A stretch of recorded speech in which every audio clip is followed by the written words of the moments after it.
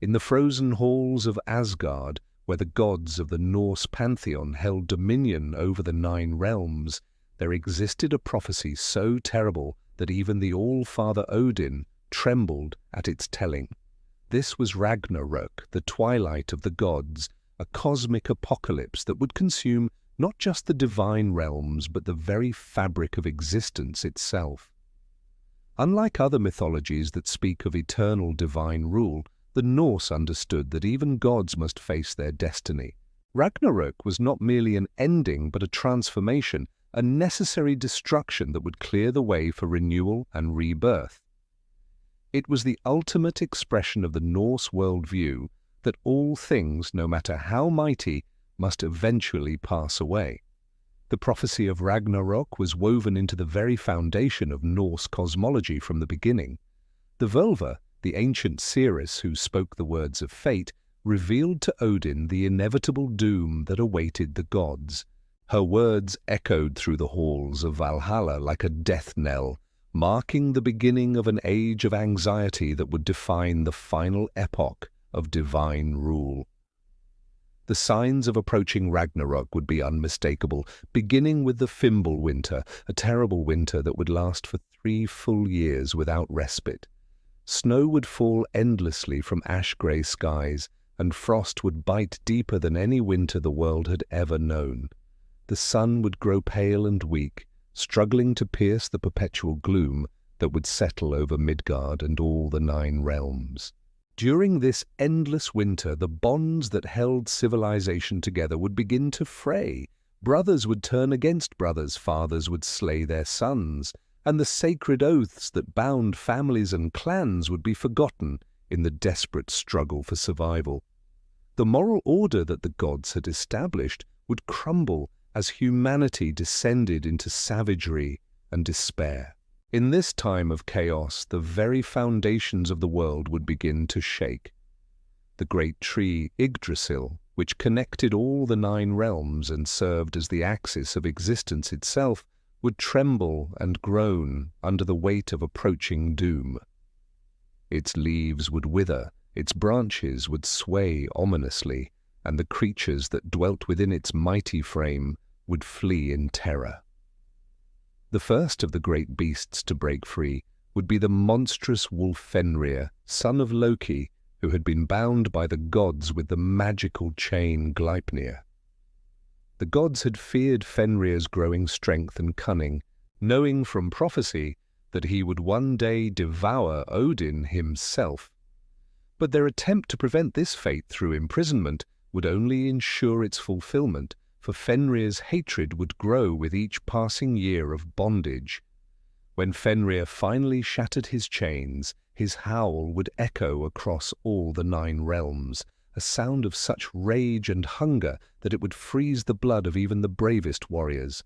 His jaws would gape so wide that they would touch heaven and earth simultaneously, and his eyes would burn with the fire of vengeance long delayed. Alongside Fenrir would come his offspring, the great wolves, Sköll and Hati, who had pursued the sun and moon across the sky since the beginning of time. At Ragnarök, they would finally catch their prey, devouring the celestial bodies that had given light to the world. Darkness would fall over all creation as the cosmic order collapsed into primal chaos. From the depths of Jörmungandr, the world serpent that encircled Midgard would rise to join the forces of destruction. This massive offspring of Loki had grown so large that it could wrap around the entire world and grasp its own tail. When it emerged from the ocean, its movement would cause tsunamis that would flood entire continents, while its venomous breath would poison the very air that mortals and gods alike needed to survive. The ocean itself would surge over the land as Jörmungandr thrashed in its death throes, washing away cities, forests, and mountains. The carefully ordered world that the gods had created would be reduced to a chaotic maelstrom of wind, water, and venom. Even the realm of the gods would not be spared from this aquatic devastation. In the realm of the dead Hel, daughter of Loki and ruler of those who died in glorious deaths, would open wide the gates of her domain. The dishonored dead would pour forth in countless numbers, forming an army of the damned that would march against the gods. Their flesh would be pale as morning mist, their eyes empty as winter skies, and their hunger for vengeance would be insatiable. At the head of this army of the dead would sail Naglfar, the ship made from the fingernails of the deceased. This vessel of doom had been under construction since the beginning of time, built from the nail clippings of every corpse that had not been properly trimmed before burial. When complete, it would be large enough to carry all the enemies of the gods to their final battle. From Muspelheim, the realm of fire, would come Surtur the Black, the fire giant who had existed since before the creation of the world. His flaming sword would burn brighter than the sun itself, and his army of fire giants would march behind him like a wave of living flame. Surtur had waited eons for this moment, when he would finally be able to fulfill his cosmic purpose as the destroyer of worlds. As these forces of chaos marshaled for battle, the gods would not remain idle. Heimdall, the watchman of the gods, would blow his mighty horn, Gjallarhorn, with such force that its sound would reach every corner of the 9 realms. This would be the call to arms for all who served the Aesir, summoning them to Vigridr, the vast plain where the final battle would take place. Odin would ride forth from Valhalla at the head of the Einherjar, the chosen slain warriors who had been gathered in his hall, specifically for this final conflict.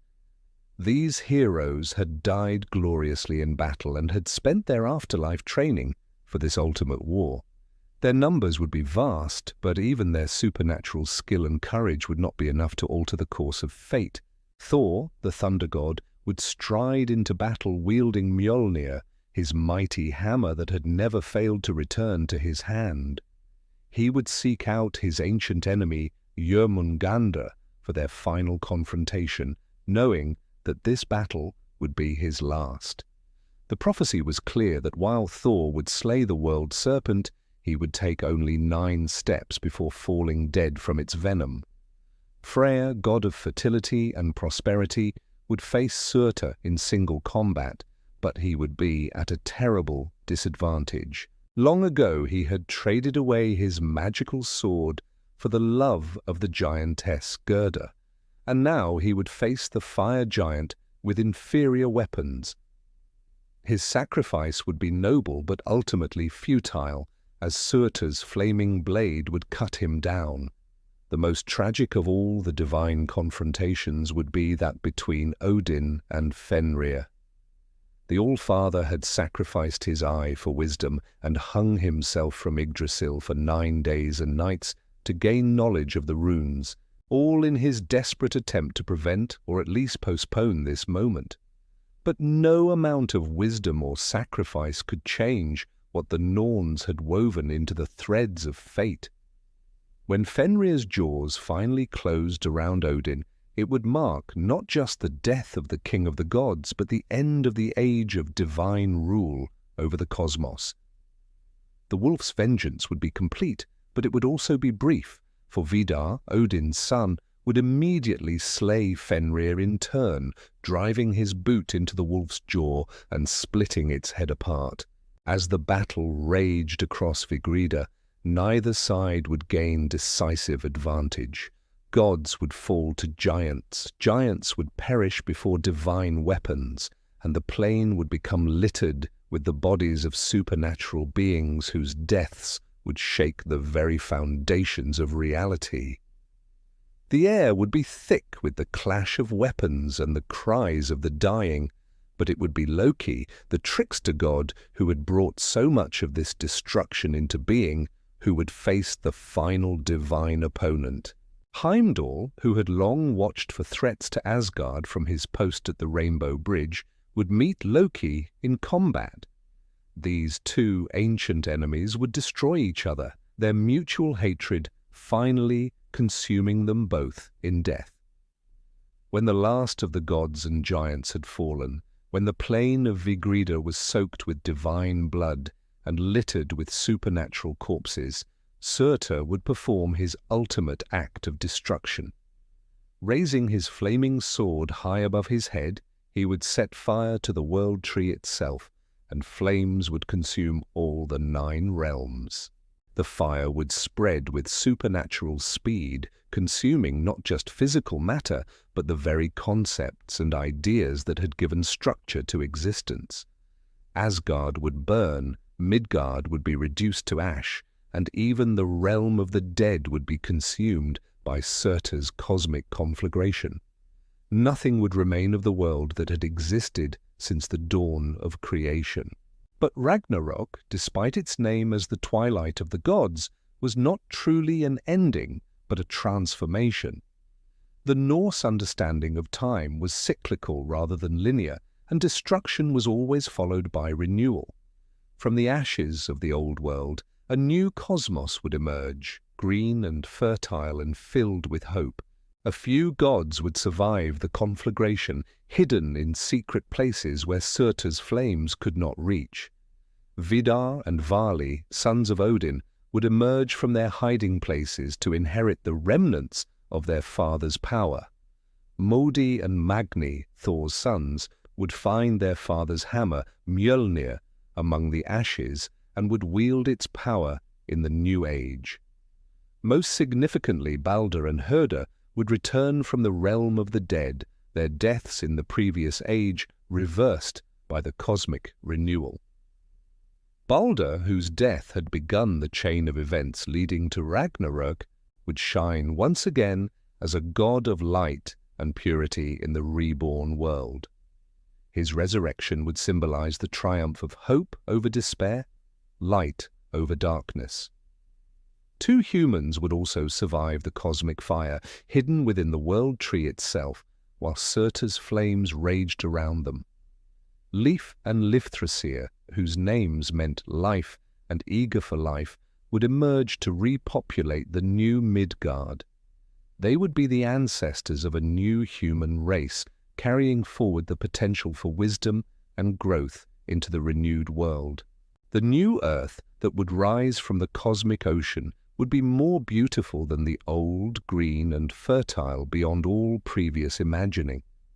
The rivers would run clear and pure, the forests would be thick with game, and the fields would yield abundant harvests without the need for endless toil. It would be a world reborn in innocence, free from the accumulated sins and sorrows of the previous age. In this new world, a golden hall called Gimle would stand, more magnificent than Valhalla had ever been. Its roof would be thatched with gold, and it would be a place where righteous souls could dwell in perfect peace and happiness.